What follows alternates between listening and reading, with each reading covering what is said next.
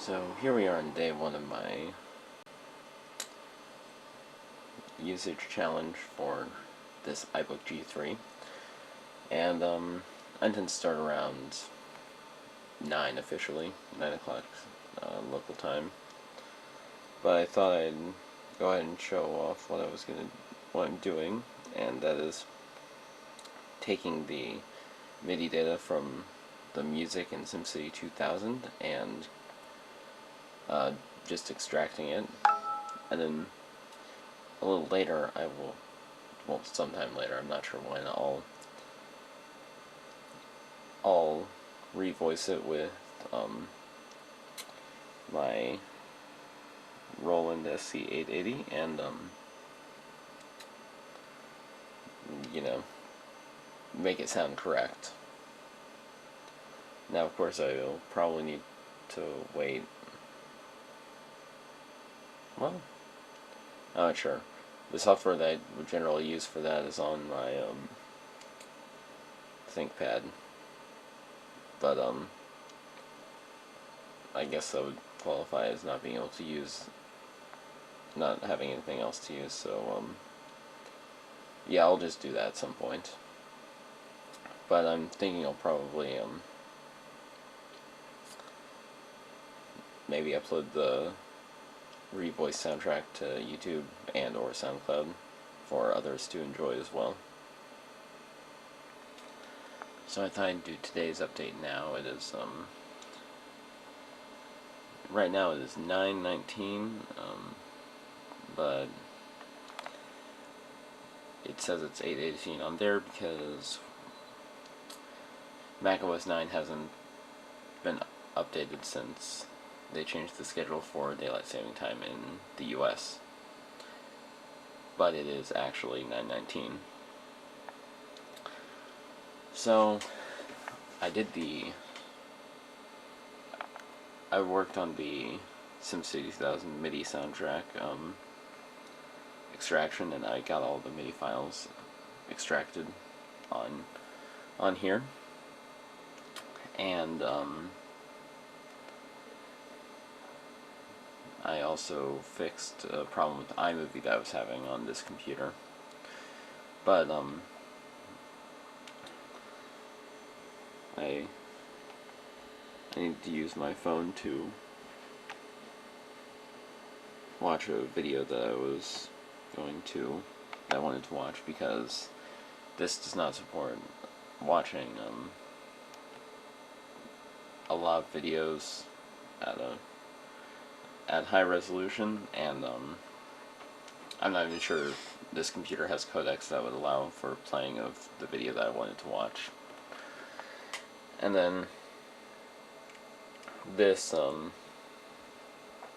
is an Airport Express that I'm setting up for use with a computer that will be featured in a video that I'll shoot this week. So I wanted to get set up, but I needed to use my Power Mac because this computer doesn't have Airport software that is compatible with this Airport Express for setting it up and stuff. So yeah, that's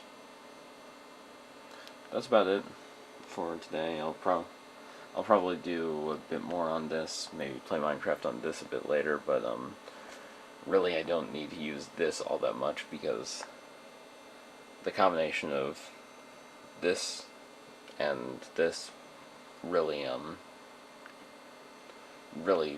suits my needs just fine. I have plenty of great games on this, and plenty of great games on this, so if I feel like playing something other than Minecraft, which I generally only play Minecraft for about half an hour daily anyway, then I'll have plenty of entertainment. Also, I can listen to music CDs on this now that I have a working CD drive. So I guess really this is more of a PowerPC usage challenge than an iBook G3 usage challenge, but yeah, it'll be interesting to see how this week pans out. So here we are with day 2 of my iBook G3 usage challenge, and I'm working on filming a video on my Mac Mini G4, and it is related to installing Linux and Mac OS 10 on there. And to film the video, I'm using this Sony Digital 8 Handycam, DCR TRV 140.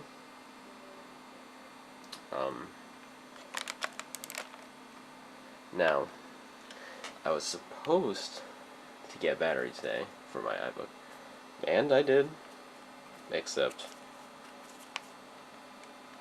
it's fake.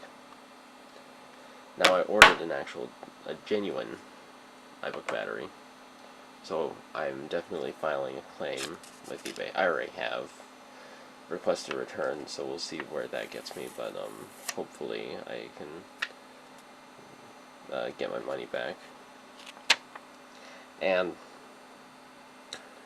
I also have started a list of all the things that I cannot do on either of my PowerPC systems. So these include airport setup. I can do airport setup, as you saw in the last segment, but I needed a computer with the airport setup software that can connect to the airport over Ethernet, which only my MacBook could. SoundCloud upload. SoundCloud just rejects my Power Mac G4. Minecraft, as I previously discussed, and then I actually haven't made any music this week yet, but I know I'll need to use my MacBook for that. I've also been using my phone for YouTube videos and email, and calendar, but other than that, I've been using exclusively my PowerPC machines. So yeah, see you in the... So it is day 3 of my usage challenge, and the Linux on a Mac Mini didn't quite pan out, so as opposed to dual booting, I'm just setting up Leopard, and right now it's running some updates. And while I'm waiting for the updates to run, I downloaded a few YouTube videos to watch on my iBook, and it's running really smoothly. So here we are on day 4 of my challenge to use primarily PowerPC Macintoshes with preference towards this iBook right here. And things are going really well. Here's my Mac Mini set up. I finished setting that up yesterday, and that video will be released by the time you see this video. I'll link to it in the description. So I watched another YouTube video on my iBook this morning, as well as one on my Mac Mini. My phone is also served as a YouTube video watching device, but yeah, I sort of count my phone in a separate category because it's a different class of machine. So and then right now, I have my Power Mac, which I've screen sharing. This is screen sharing of my Power Mac set up on my Mac Mini. I have my Power Mac compressing the files for the video that I just posted. And so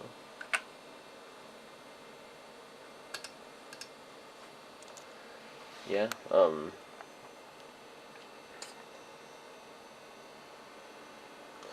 the video that I just posted, I used basically all of my PowerPC Macs. I used my iBook to edit it, my Power Mac to encode it using QuickTime 7, and I used my Mac Mini to upload it. Although I couldn't publish it on my Mac Mini for some reason, so I used for that I used my MacBook. But That was the only time I'd gotten on my MacBook today so far, and I don't think I'll get on there again unless I need to, unless I want to play Minecraft. So yeah, day 4 is off to a really good start. So here we are on day 5 of my project to use primarily PPC Macintoshes. We are currently looking at my Mac Mini.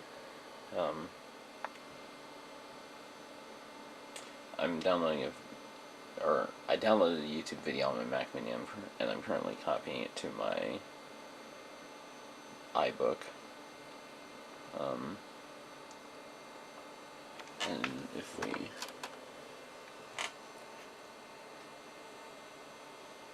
go over to my Power Mac, you'll see that I'm creating a disk image of all the Leopard updates I have. And so yeah, I almost have my Mac Mini all up to date. I just need to get a Java update from someone, and then it should be all completely up to date. Here we are. It is day 6 of my iBook usage challenge, and I just got finished watching a YouTube video on my iBook. It's downloaded on my Power Mac here, and I ran Xbench just to compare the specs of my Mac Mini G4 and my Power Mac G4, and my Mac Mini did score higher, although probably because it has a faster processor, even though the Power Mac has more memory. I did find it interesting that that on Xbench, on my Power Mac, it identifies the processor as a 7450, and on the Mac Mini G4 makes no such identification. Now I'm not sure if that's down to OS or something different, but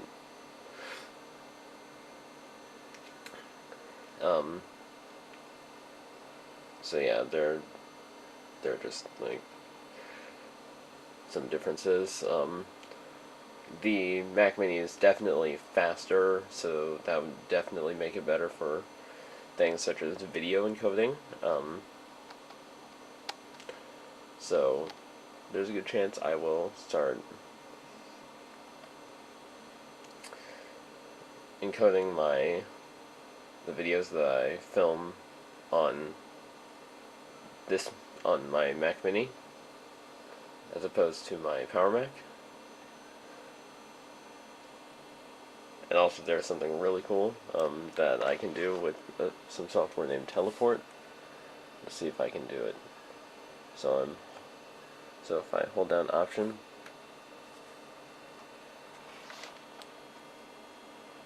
now I held down Option and flicked the mouse, and now I can control my Mac Mini using the mouse that's hooked up to my Power Mac. I do have a separate connection for my Mac Mini's mouse, or for my Mac Mini, but yeah, so that's really cool that I can do that. And then to make it go back over, all I need to do is hold down Option and move the mouse again, and there you are.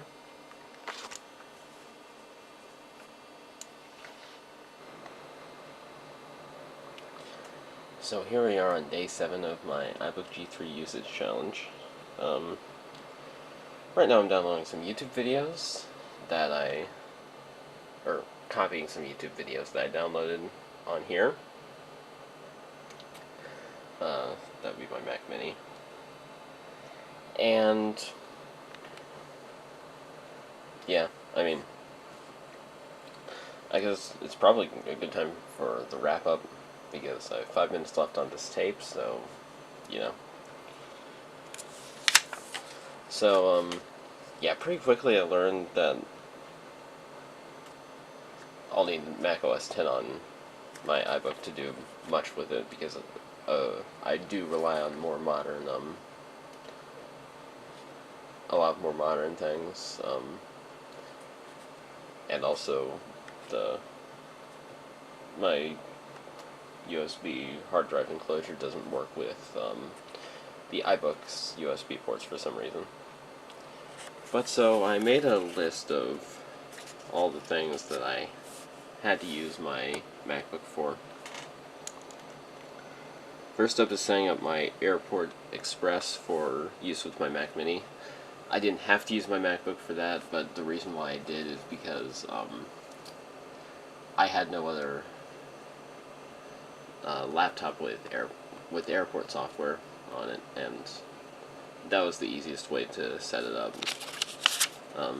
Next was uploading something to SoundCloud, which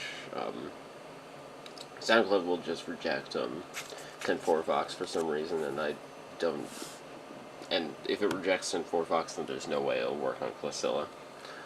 Next is playing Minecraft, which, you know, if I want to play anything newer than 1.5.2, I believe it is on my G4 machines, then I'll need to do that.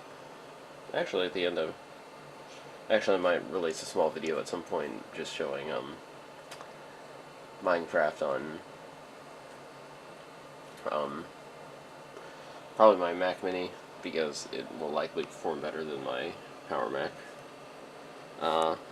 Music making. I actually didn't get around to making any music this week like I wanted to, but I would need to use my MacBook for that. Video publishing. This is weird.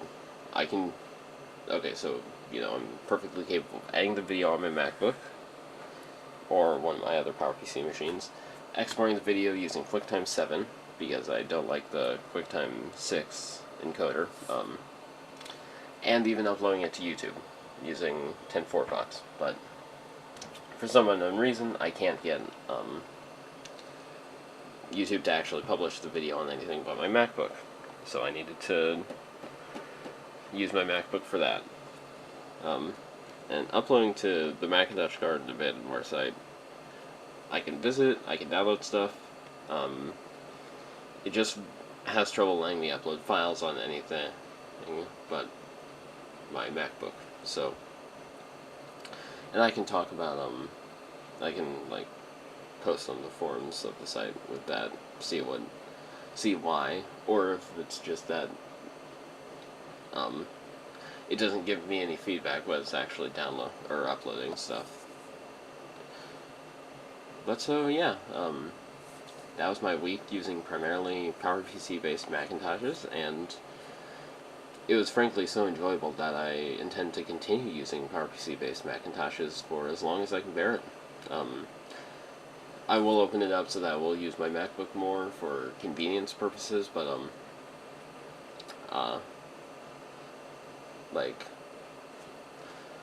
well, actually, I was going to do that, but then I thought, why not just continue the challenge? So yes, I'm continuing the challenge. So, and I mean, honestly, that won't be much different from how I work normally. But so yeah, that has been my week using PowerPC Macintoshes almost exclusively. I hope you enjoyed this video, and I thank you for watching.